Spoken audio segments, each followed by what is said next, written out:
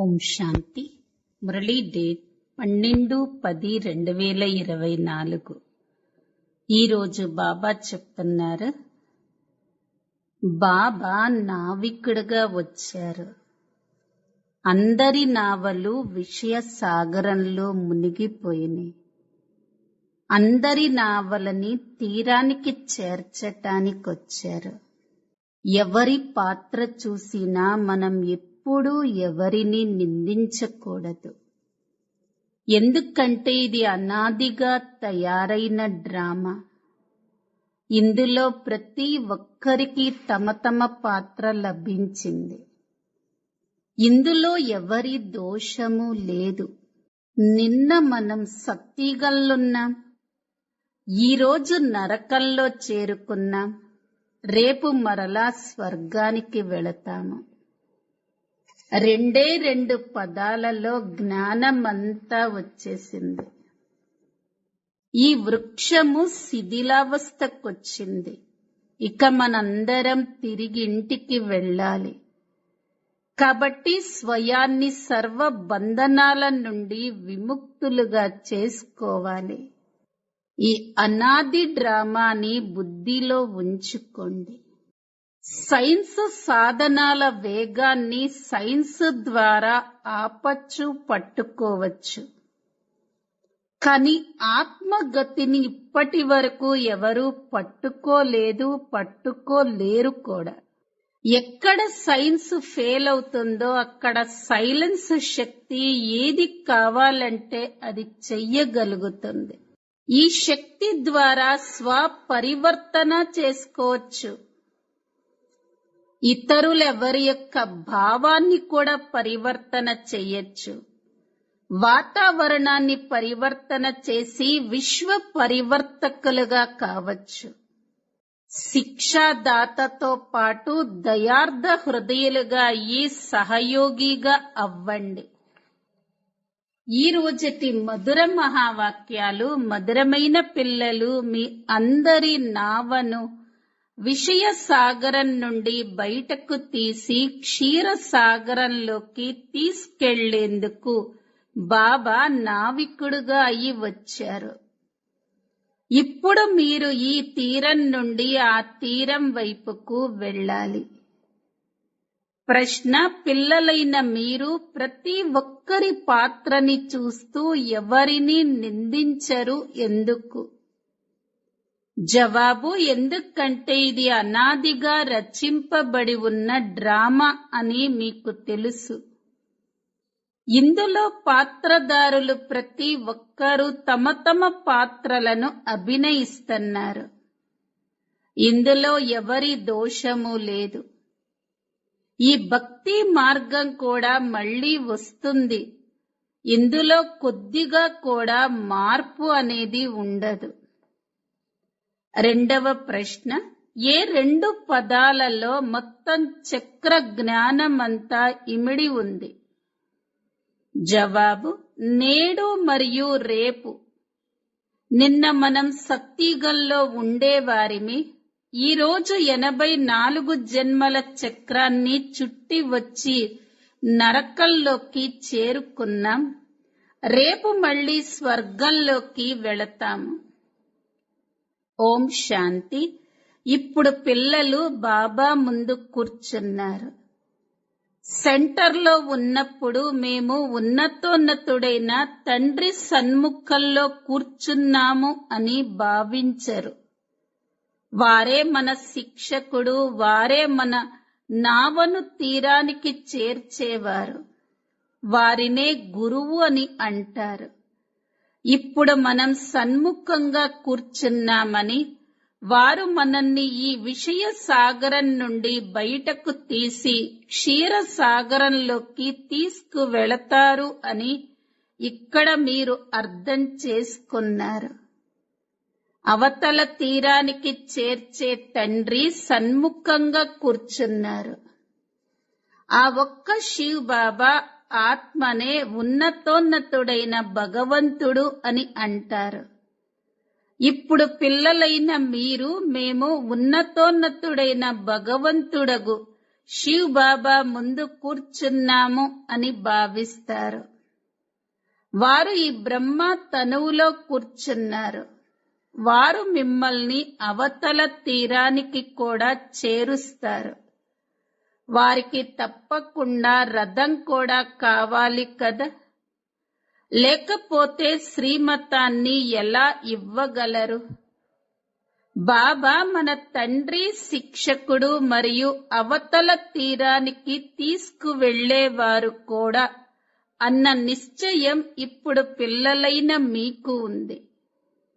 ఇప్పుడు ఆత్మలమైన మనం మన ఇల్లైన శాంతిధామంలోకి వెళ్ళనున్నాము. ఆ బాబా మనకు దారి చూపిస్తున్నారు.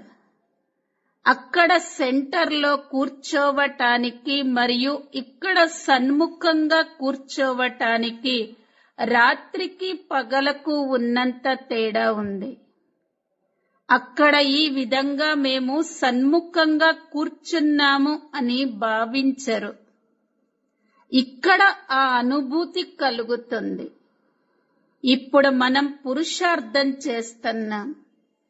పురుషార్థం చేయించే వారికి సంతోషం ఉంటుంది. ఇప్పుడు మనం పావనంగా ఈ ఇంటికి వెళుతున్నాము. ఏ విధంగా నాటకంలోని పాత్రధారులు ఇప్పుడిక నాటకం పూర్తవుతుంది అని భావిస్తారో అలాగే మీరు భావిస్తారు. ఇప్పుడు ఆత్మలైన మనల్ని తీసుకెళ్లేందుకు బాబా వచ్చారు. మీరు ఇంటికి ఏ విధంగా వెళ్ళగలరో అది కూడా అర్థం చేయిస్తారు. వారు తండ్రి మరియు నావను తీరానికి చేర్చే నావికుడు కూడా. వారు గానం చేస్తారు, కానీ నావ అని దేనినంటారో వారికేమీ తెలియదు. బాబా ఏమైనా ఈ శరీరాన్ని తీసుకువెళతారా? వారు ఆత్మనే అవతల తీరానికి చేరుస్తారు అని ఇప్పుడు పిల్లలైన మీరు తెలుసుకున్నారు. ఇప్పుడు ఆత్మ ఈ శరీరంతో పాటు వేశ్యాలయంలో విషయ వైతరణి నదిలో మునిగిపోయింది. నిజానికి మనం శాంతిధామ నివాసులుగా ఉండేవారిమి. ఇప్పుడు మనల్ని అటువైపుకు తీసుకువెళ్లే అనగా ఇంటికి తీసుకువెళ్లే తండ్రి మనకు లభించారు. మీ రాజధాని ఉండేది, దానంతటిని మాయా రావణుడు దోచుకున్నాడు. ఆ రాజధానిని మళ్ళీ తప్పకుండా తీసుకోవాలి. పిల్లలు, ఇప్పుడు మీ ఇంటిని స్మృతి చెయ్యండి అని అనంతమైన తండ్రి అంటారు. అక్కడకు వెళ్లి మళ్ళీ క్షీరసాగరంలోకి రావాలి. ఇక్కడ ఇది విషయ సాగరం, అక్కడ అది క్షీరసాగరం మరియు మూలవతనం శాంతి సాగరం. 3 ధామాలున్నాయి. ఇప్పుడిది దుఃఖధామం. మధురాతి మధురమైన పిల్లలు స్వయాన్ని ఆత్మగా భావిస్తూ బాబాని స్మృతి చెయ్యండి అని బాబా అర్థం చేయిస్తారు. ఇలా చెప్పేది ఎవరు? ఎవరి ద్వారా చెప్తున్నారు? రోజంతా మధురాతి మధురమైనటువంటి పిల్లలు అని అంటూ ఉంటారు. ఇప్పుడు ఆత్మ పతితంగా ఉంది. ఆ కారణంగా మళ్ళీ శరీరం కూడా అదే విధంగా లభిస్తుంది. ఒకప్పుడు మేము స్వచ్ఛమైన బంగారు నగల వలె ఉండేవారిమి. మళ్ళీ మలినాలు కలుస్తూ కలుస్తూ కల్తీగా అయిపోయాము అని మీరు ఇప్పుడు అర్థం చేసుకున్నారు. మరిప్పుడిక ఆ కల్తీ ఎలా తొలగాలి? అందుకోసమే ఈ స్మృతి యాత్ర బట్టి ఉంది. అగ్నిలో బంగారం శుద్ధమవుతుంది కదా. బాబా పదే పదే అర్థం చేయిస్తారు. నేను ఈ విషయాలు ఏవైతే మీకు అర్థం చేయిస్తున్నానో వాటిని ప్రతి కల్పంలోనూ అర్థం చేయిస్తూ వచ్చాను. మళ్ళీ 5000 సంవత్సరాల తర్వాత వచ్చి పిల్లలు పావనంగా అవ్వండి అని చెప్తాను. ఇదే నా పాత్ర. సత్యుగంలో కూడా మీ ఆత్మ పావనంగా ఉండేది. శాంతిధామంలో కూడా పావన ఆత్మయే ఉంటుంది. అది మన ఇల్లు. అది ఎంత మధురమైన ఇల్లు. అక్కడకు వెళ్లేందుకే మనుషులు ఎంతో కష్టపడుతూ ఉంటారు. ఇప్పుడు అందరూ అక్కడకు వెళ్ళాలి. మళ్ళీ పాత్రను అభినయించేందుకు రావాలి అని బాబా అర్థం చేయిస్తారు. ఇది పిల్లలు అర్థం చేసుకున్నారు. పిల్లలు దుఃఖితులుగా ఉన్నప్పుడు, హే భగవంతుడా, మమ్మల్ని మీ వద్దకు పిలుచుకోండి. మమ్మల్ని ఇక్కడ ఆ దుఃఖాలలో ఎందుకు వదిలేశారు అని అంటారు. బాబా పరంధామంలో ఉంటారు అని పిల్లలకు తెలుసు. కావుననే హే భగవంతుడా, మమ్మల్ని పరంధామంలోకి పిలుచుకో అని అంటారు. సత్యుగంలో ఇలా అనరు. అక్కడ అంతా సుఖమే సుఖం.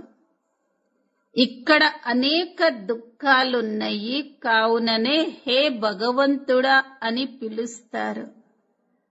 ఆత్మకు స్మృతి ఉంటుంది, కానీ భగవంతుడు గురించి ఏ మాత్రమూ తెలియదు. ఇప్పుడు పిల్లలైన మీకు బాబా పరిచయం లభించింది. బాబా పరంధామంలోనే ఉంటారు. అందరూ ఇంటినే స్మృతి చేస్తూ ఉంటారు. మమ్మల్ని రాజధానిలోకి పిలవండి అని ఎప్పుడూ అనరు. రాజధాని గురించి అలా ఎప్పుడూ అనరు. బాబా రాజధానిలో ఉండరు. వారు శాంతిధామంలోనే ఉంటారు. అందరూ శాంతిని కోరుకుంటూ ఉంటారు. పరంధామంలో భగవంతుడి వద్ద తప్పకుండా శాంతే ఉంటుంది. దానినే ముక్తిధామము అని కూడా అంటారు. అది ఆత్మలు నివసించే స్థానం. అక్కడ నుండే ఆత్మలొస్తాయి.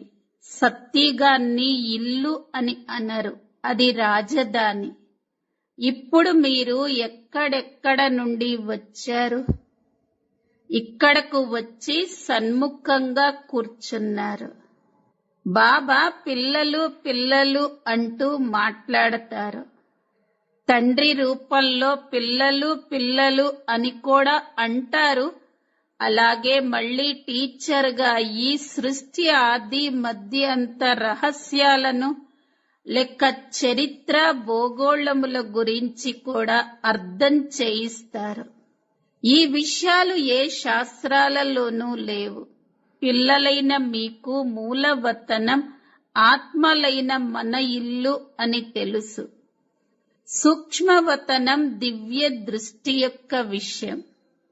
మిగిలిన సత్యత్రేత ద్వాపర కలియుగాలు ఇక్కడే ఉంటాయి. మీరు పాత్రని కూడా ఇక్కడే అభినయిస్తారు. సూక్ష్మవతనానికి ఎటువంటి పాత్ర లేదు. అది సాక్షాత్కార విషయం. నిన్న మరియు ఈరోజు ఈ రెండూ బుద్ధిలో చాలా బాగా నిలవాలి. నిన్న మనం సత్యుగంలో ఉండేవారిమి. మళ్ళీ 84 జన్మలు తీసుకుంటూ ఇప్పుడు నరకంలోకి వచ్చేశాము. బాబాని నరకంలోకే పిలుస్తారు. సత్యుగంలో అపారమైన సుఖముంది. కావున అక్కడ ఎవరూ పిలవరు. ఇక్కడ మీరు శరీరంలో ఉన్నారు కావుననే మాట్లాడుతున్నారు.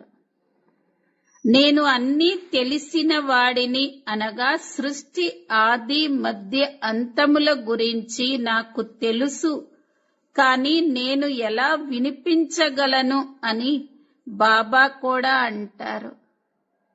ఇది ఆలోచించవలసిన విషయం కదా.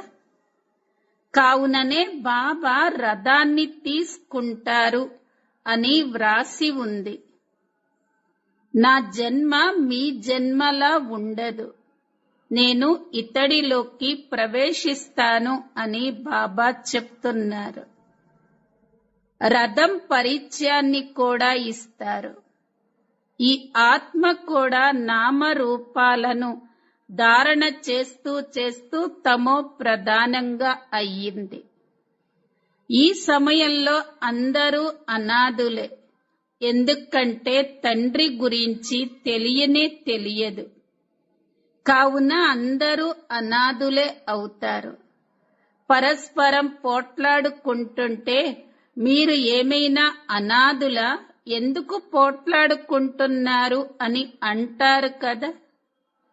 నన్నందరూ మర్చిపోయారు అని బాబా చెప్తున్నారు. మేము అనాథులము అని ఆత్మే అంటుంది. లౌకిక తండ్రి కూడా ఇలా అంటాడు. అలాగే అనంతమైన తండ్రి కూడా పిల్లలు ఇటువంటి పరిస్థితి ఎందుకు ఏర్పడింది అని అంటారు. నాదుడు లేడా? మిమ్మల్ని ఏ అనంతమైన తండ్రైతే స్వర్గాధిపతులుగా తయారు చేస్తారో, ఎవరినైతే మీరు అర్ధకల్పం నుండి పిలుస్తూ వచ్చారో వారిని రాళ్ళు రప్పల్లో ఉన్నాడు అని అనేస్తారు. బాబా ఇప్పుడు సన్ముఖంగా కూర్చొని అర్థం చేయిస్తారు. ఇప్పుడు మేము బాబా వద్దకొచ్చాము అని పిల్లలైన మీరు భావిస్తారు. ఈ తండ్రే మనల్ని చదివిస్తారు, మన నావను తీరానికి చేరుస్తారు. ఎందుకంటే ఈ నావ చాలా పాతబడిపోయింది. కావుననే దీనిని దాటించి మళ్ళీ మాకు కొత్తది ఇవ్వండి అని అడుగుతారు. పాత నావ భయంకరంగా ఉంటుంది, దారిలో విరిగిపోతుంది లేక ప్రమాదాలు జరుగుతాయి. కావున మీరు మా నావ పాతబడిపోయింది, ఇప్పుడు మాకు కొత్తదివ్వండి అని అంటారు. దీనిని వస్త్రము అని కూడా అంటారు, అలాగే నావ అని కూడా అంటారు. బాబా మాకు ఈ లక్ష్మీనారాయణల వంటి వస్త్రం కావాలి అని పిల్లలంటారు. మధురాతి మధురమైన పిల్లలు స్వర్గవాసులుగా అవ్వాలనుకుంటున్నారా అని బాబా అడుగుతారు. ప్రతి 5000 సంవత్సరాల తర్వాత మీ ఈ వస్త్రాలు పాతబడిపోతాయి. మళ్ళీ నేనొచ్చి కొత్త వాటిని ఇస్తాను. ఇది అసూరి వస్త్రం. ఆత్మ కూడా అసూరిగా ఉంది. మనిషి పేదవాడిగా ఉంటే తాను వేసుకునే డ్రెస్ కూడా పేదరికంగానే ఉంటాయి. షావుకార్లు డ్రెస్సులు కూడా గొప్పగా వేస్తారు. ఈ విషయాల గురించి ఇప్పుడు మీకు తెలుసు. మేము ఎవరి ముందు కూర్చున్నాము అన్న నష ఇప్పుడు మీకు కలుగుతుంది. సెంటర్లో కూర్చున్నప్పుడు అక్కడ మీకు ఈ అనుభూతి కలగదు. ఇక్కడ సన్ముఖంగా ఉండటంతో సంతోషం కలుగుతుంది. ఎందుకంటే బాబా తాను స్వయంగా కూర్చొని అర్థం చేయిస్తారు. అక్కడ ఎవరైనా అర్థం చేయిస్తే బుద్ధి యోగం అటూ ఇటూ పరిగెడుతూ ఉంటుంది. వ్యాపార వ్యవహారాలలో చిక్కుకొని ఉంటాము. ఖాళీ ఎక్కడ దొరుకుతుంది అని అంటారు కదా. ఇప్పుడు నేను మీకు అర్థం చేయిస్తున్నాను. అలాగే ఈ బాబా నోటి ద్వారా మనకు అర్థం చేయిస్తున్నారు అని మీరు కూడా భావిస్తారు. ఈ ముఖానికి ఎంత మహిమ ఉన్నది. గోముఖం నుండి అమృతాన్ని తాగేందుకు ఎక్కడెక్కడికో వెళ్లి కష్టపడుతూ ఉంటారు. ఎంత కష్టపడి వెళుతారు. ఈ గోముఖం అంటే ఏమిటో అసలు మనుష్యులు అర్థమే చేసుకోరు. ఎంతో వివేకవంతులైన గొప్ప వ్యక్తులు కూడా అక్కడకు వెళతారు. అందులో లాభమేముంది? ఇంకా ఎంతో సమయం వ్యర్థమవుతుంది. ఈ సూర్యాస్తమం మొదలైన వాటిని చూసేదేముంది? అందులో ఎటువంటి లాభము లేదు. చదువులోనే లాభముంది అని బాబా అంటారు. గీతలో చదువు ఉంది కదా, గీతలో హఠయోగము మొదలైన వాటి విషయమేమీ లేదు. అందులో రాజయోగం ఉంది. మీరు రాజ్యాన్ని తీసుకునేందుకే వస్తారు. ఈ అసూరి ప్రపంచంలో ఎన్ని యుద్ధాలు మొదలైనవి ఉన్నాయో మీకు తెలుసు. బాబా మనల్ని యోగ బలం ద్వారా పావనంగా తయారు చేసి విశ్వాధిపతులుగా తయారు చేస్తారు. దేవీలకు మారణాయుధాలను చూపిస్తారు. కానీ నిజానికి ఇందులో మారణాయుధాలు మొదలైన వాటి విషయమేమీ లేదు. ఖాళీని ఎంత భయంకరంగా తయారు చేశారో చూడండి. వీటన్నింటినీ తమ తమ మనస్సు భ్రాంతులతో తయారు చేశారు. అంతేకాని దేవీలు ఇలా 4-8 భుజాలు కలిగి ఉండరు. ఇదంతా భక్తి మార్గం. ఇదంతా ఒక అనంతమైన నాటకము అని బాబా అర్థం చేయిస్తారు. ఇందులో ఎవరి నింద మొదలైన వాటి విషయము లేదు. డ్రామా అనాదిగా రచింపబడి ఉంది. ఇందులో ఎటువంటి తేడా ఉండదు. జ్ఞానమని దేనినంటారో, భక్తి అని దేనినంటారో బాబానే అర్థం చేయిస్తారు. మీరు భక్తి మార్గాన్ని మళ్ళా దాటవలసి ఉంటుంది.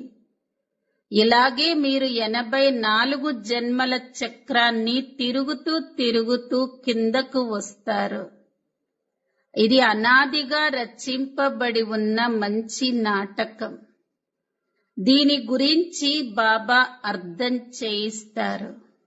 ఈ డ్రామా రహస్యాన్ని అర్థం చేసుకోవటం ద్వారా మీరు విశ్వాధిపతులుగా అయిపోతారు. ఇది ఒక అద్భుతం కదా. భక్తి ఎలా నడుస్తుందో, జ్ఞానం ఎలా నడుస్తుందో ఈ ఆట అంతా అనాదిగా రచింపబడి ఉంది. ఇందులో ఎటువంటి మార్పు రాదు. వారైతే బ్రహ్మములో లీనమైపోయారు, జ్యోతి జ్యోతిలో కలిసిపోయింది అని అంటారు. ఇది సంకల్పాల ప్రపంచం. ఎవరికి ఏదొస్తే అది అనేస్తూ ఉంటారు. ఇది రచింపబడి ఉన్న ఆట. మనుషులు సినిమాలు చూసొస్తారు, మరి దానిని సంకల్పపు ఆట అని అనొచ్చా?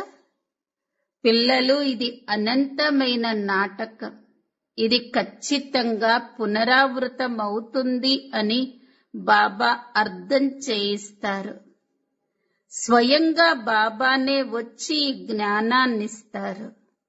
ఎందుకంటే తాను జ్ఞాన సాగరుడు, మనుష్య సృష్టికి బీజ రూపము, చైతన్యము. వారికే మొత్తం జ్ఞానమంతా ఉంది.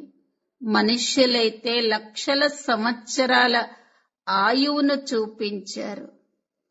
అంతటి ఆయువు ఉండదని బాబా చెప్తున్నారు.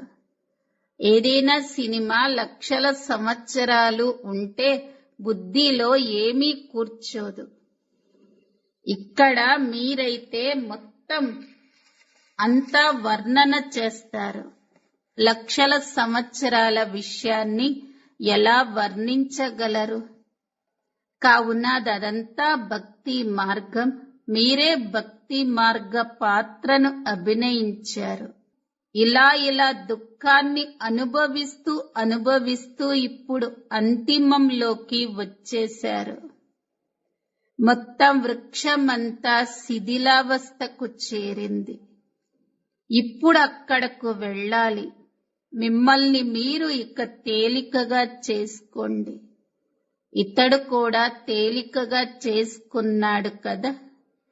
కావున అన్ని బంధనాలు తెగిపోవాలి. లేకపోతే పిల్లలు, ధనము, కర్మాగారాలు, గ్రాహకులు, రాజులు, రాజ్యాలు మొదలైనవంతా గుర్తొస్తూ ఉంటాయి. ఆ వ్యాపారమే వదిలేస్తే మరి వారెందుకు గుర్తొస్తారు? ఇక్కడైతే అన్నింటినీ మర్చిపోవాలి. వీటిని మరచి మన ఇంటిని మరియు రాజధానిని స్మృతి చెయ్యాలి. శాంతిధామాన్ని మరియు సుఖధామాన్ని స్మృతి చెయ్యాలి.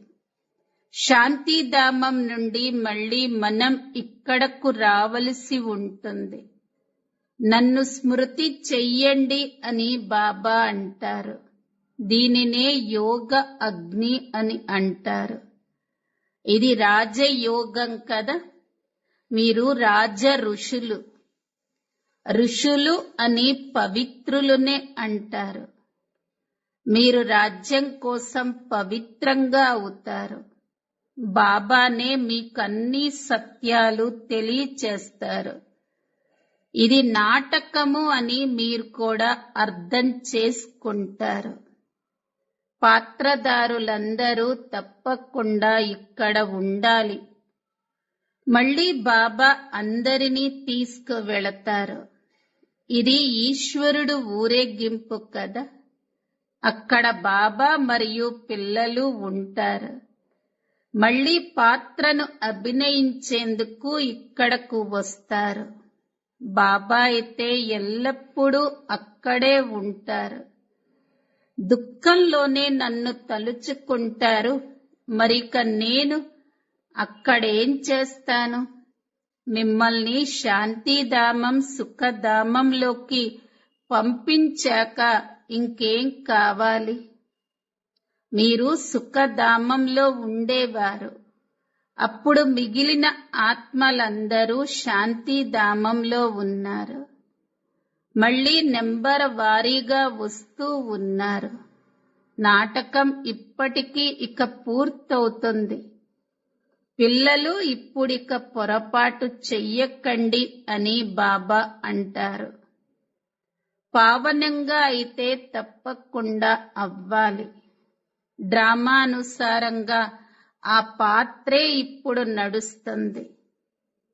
మీకోసం డ్రామానుసారంగా నేను కల్పకల్పము వస్తాను.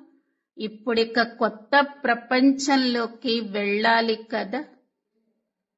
అచ్చ, మధురాతి మధురమైన ఆత్మిక పిల్లలకు మాతా పిత బాప్ దాదాల ప్రియ స్మృతులు మరియు గుడ్ మార్నింగ్. ఆత్మిక పిల్లలకు ఆత్మిక తండ్రి నమస్తే. ధారణ కొరకు ముఖ్య సారం. మొదటి పాయింట్. ఇప్పుడు ఈ వృక్షం పాతగా శిథిలావస్థకు చేరుకుంది. ఆత్మ ఇక తిరిగి ఇంటికి వెళ్ళాలి. కావున స్వయాన్ని సర్వ బంధనాల నుండి విముక్తం చేసుకొని తేలికగా చేసుకోవాలి. ఇక్కడ వాటన్నింటినీ బుద్ధి ద్వారా మర్చిపోవాలి. రెండో పాయింట్. అనాది అయిన డ్రామాను బుద్ధిలో ఉంచుకోవాలి. ఏ పాత్రధారిని నిందించకూడదు. డ్రామా రహస్యాన్ని అర్థం చేసుకొని విశ్వాధిపతులుగా అవ్వాలి. వరదానం. సైలెన్స్ శక్తి ద్వారా ఆత్మశక్తి యొక్క ఎగిరే వేగాన్ని తీవ్రతరం చేసే విశ్వ పరివర్తక భవ. సైన్స్ సాధనాల వేగాన్ని సైన్స్ ద్వారా కట్ చెయ్యొచ్చు కూడా, పట్టుకోవచ్చు కూడా. కానీ ఆత్మగతిని ఇప్పటి వరకు కూడా ఎవరూ పట్టుకోలేకపోయారు, పట్టుకోలేరు కూడా. ఇందులో సైన్స్ తనను ఫెయిల్గా భావిస్తుంది. ఎక్కడైతే సైన్స్ ఫెయిల్ అవుతుందో అక్కడ సైలెన్స్ శక్తి ద్వారా ఏది కావాలనుకుంటే దానిని చెయ్యగలరు. కావున ఆత్మశక్తి యొక్క ఎగరటాన్ని తీవ్ర గతితో చెయ్యండి. ఈ శక్తి ద్వారా స్వపరివర్తన చేసి ఇతరులెవ్వరి వృత్తినైనా పరివర్తన చెయ్యటం, వాతావరణాన్ని పరివర్తన చేసి విశ్వ పరివర్తకులుగా అవ్వగలరు. తీవ్రతకి గుర్తు ఆలోచించటం మరియు జరిగిపోవటం. స్లోగన్ శిక్షాదాతతో పాటు దయార్థ హృదయులుగా అయ్యి సహయోగిలుగా అవ్వండి. అవ్యక్త ప్రేరణ పాయింట్. ఎప్పుడైతే సంకల్పాలను మరియు సంస్కారాలను పరస్పరం కలుపుకుంటారో అప్పుడే ఒకరికొకరు స్నేహిగా అవ్వగలుగుతారు. కానీ ఏమని అటెన్షన్ పెట్టాలంటే మీ స్థితి మహిమ ఆధారంగా ఉండకూడదు. లేకపోతే కదిలిపోతూ ఉంటారు. కొంతమంది పిల్లలు ఎప్పుడైనా ఏదైనా చేసినప్పుడు దాని ఫలం ఆశిస్తారు. మహిమ జరిగితే స్థితి బాగుంటుంది. ఒకవేళ ఎవరైనా నిందిస్తే తమ స్థితిని వదిలి ఒకరి నుండి ఒకరు పక్కకు తప్పుకుంటారు. కానీ నిందా స్తుతిలో సమాన స్థితి ఉండాలి. అప్పుడు సంస్కారాల ఘర్షణ జరగదు. ఓం శాంతి.